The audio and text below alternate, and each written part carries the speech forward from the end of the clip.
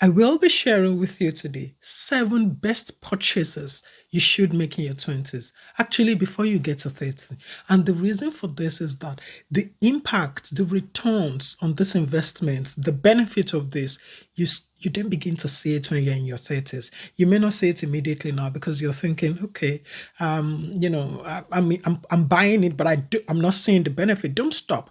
You begin to see the benefit of this investment in your 30s. The first one I have here is on putting your money or investing in where the magic happens. I say this because you're young, you're very mobile. You should be in a place where things are happening. It can be expensive, I know, but I tell you for free that there are certain cities in every country actually where the magic happens. Nigeria, Lagos. UK, London. America, New York. There are places where when you're there, you've basically open to more opportunities. That's not to say that in other cities or in other states, there are no opportunities, but there are more opportunities in the city. Move to the city. It would be expensive, trust me, but the return on that investment is coming. You probably won't see it in your 20s, and you could see it in your 20s, but trust me, you would understand, that investment in your 30s. So move where the magic is happening. That's the first one. The second one I put here is on your earning power. Now you probably have a job, the job is paying you well, you're settled in and all that. Don't settle in. Continue to learn, continue to invest in your earning capability. This makes a lot of sense because this is going to open you up to more opportunities, maybe even later in your 20s or in your 30s.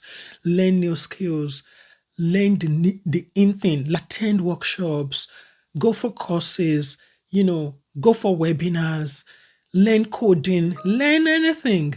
Just make sure that you're continuously improving on yourself and you're gathering, more knowledge, more skills as you continue, to do your current job. Don't get fixated on what you're currently doing alone. Invest. And I always say it's don't wait for the organization to train you.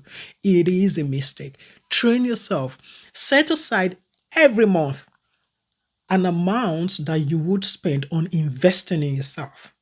This is the second purchase that you must not overlook. Don't even negotiate it. Investing in yourself is very critical. That's number 2. I put something here on books.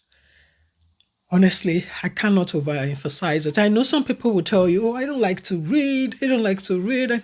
If you don't like to read hard copies, listen to, audiobooks, but you just have to read. And the benefit of this is that you're expanding your horizon. You're meeting people that you would ordinarily not meet, and you're learning from them. For example, you buy a book written by Jim Collins. You probably won't meet him, but you now have access to his thinking through his books. I say it a lot.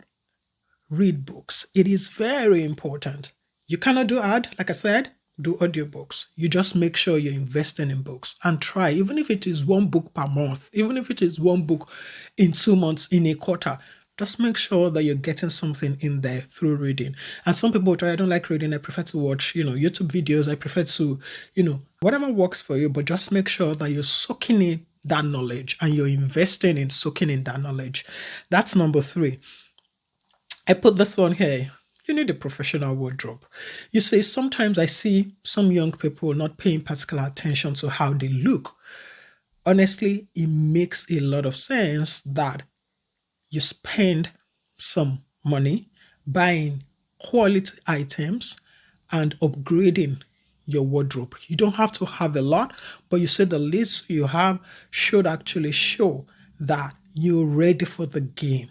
And you understand also that you are dressed the way you're dressed. Invest in a professional wardrobe. Don't wing it. Some people will tell you, yeah, in my workplace, you don't have to put on, You don't have to put on suit, you don't have to, and then they wear palm slippers to work. No, you cannot do that. You cannot do that. You have to maintain that professional outlook. It is very important. So invest in a professional wardrobe. Honestly, it is an investment, and I continue to say it's an investment because it then makes you get noticed, because a number of people would wing it, but you would refuse to wing it, and you would invest in looking good, looking presentable. And then your boss can say, you know what, I'm going for that meeting. Do you want to walk with me? You know that, yeah, okay, you do. And then the next one I have here, you have to start investing. Time is on your side.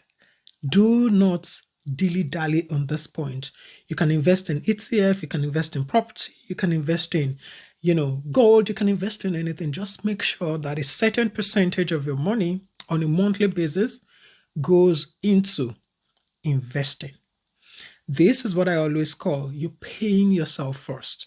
Rather than expensing all that you make, start at this early age to put a certain percentage aside for savings and put a certain percentage aside for investment. You will thank me in another 10 years if you start today. Trust me. I put another one here, which is on traveling and experience. Honestly, when I started my career, I didn't understand the importance of this. But as I started traveling out of my country, started visiting different places, I sort of realized that you see that experience, money cannot buy it. You just sort of expand your horizon by leaving your comfort zone. So if there is anything I would advise you to start, investing in your 20s, it is on experiences, traveling and experiences. You begin to see opportunities. You begin to see things that are working in this climb that are not working in another climb, and you're thinking, how can I bring that on board? This is an opportunity. We don't have this back home. This overall gives you a much more wider perspective than just being in one place, never leaving the country, never leaving your state, and just thinking that, you would get all this from reading books. No, it comes also from experiences. So try as much as possible to always put some money aside to see the world. That's another one I put here. The sixth one that I have here is on a strong network. As we all know, your net worth is tied to your network. And I tell people all the time, the people I have, the quality, people that I have on my contact list, I gained them in the course of my career, and I call those people OKOP, only quality people. You should not overlook the importance of a great network. Make sure that you're building intentional relationship. Make sure you're building, symbiotic relationship, not a parasitic one. Make sure that you're networking with intention. And at the end of the day, you would realize that you're surrounded by people that are actually also growing with you, people that are ready to lift you up, people that are ready to open doors of opportunities to you. And one way you can do that is always to continue to demonstrate your value. It's important that you always be in a space where your value can be demonstrated so that people see you and they're like, oh, if you're looking for somebody to fix that problem, she is the one. Get her to do it or get him to do it. Be mindful of the circle that you put yourself in, because again, they can make you or mar you. That's on relationship. And then the seventh one I have here is side hustle. I always say it's that you cannot. Gone are those days when you stick to one job and then that's what you focus on forever. Learn something, learn how to bake, learn how to make beads, learn how to create content, learn how to, even if you're not doing it now for the money, just make sure you learn how to do something outside your normal 9 to 5. I think that in a way makes you less vulnerable. To be honest, it makes you less vulnerable. And just in case something happens, just in case, there is always something to fall back on. So invest in, and you see, your side hustle may not even be different from what you do 9 to 5. For example, if you're a finance manager, maybe you can teach finance, maybe you can teach personal finance. You can look at it in that angle, but just make sure that there is something that you can do that sets you apart from others. So, those are the 7 best purchases that you should make in your 20s, and in your 30s. You will be thankful that you just saw this video. I hope this video has made sense to you. If it has, I will see you in my next video where I talked about how you can stop wasting your evenings and how you can maximize your 5 to 9 just the same way you maximize your 9 to 5. I'll see you there.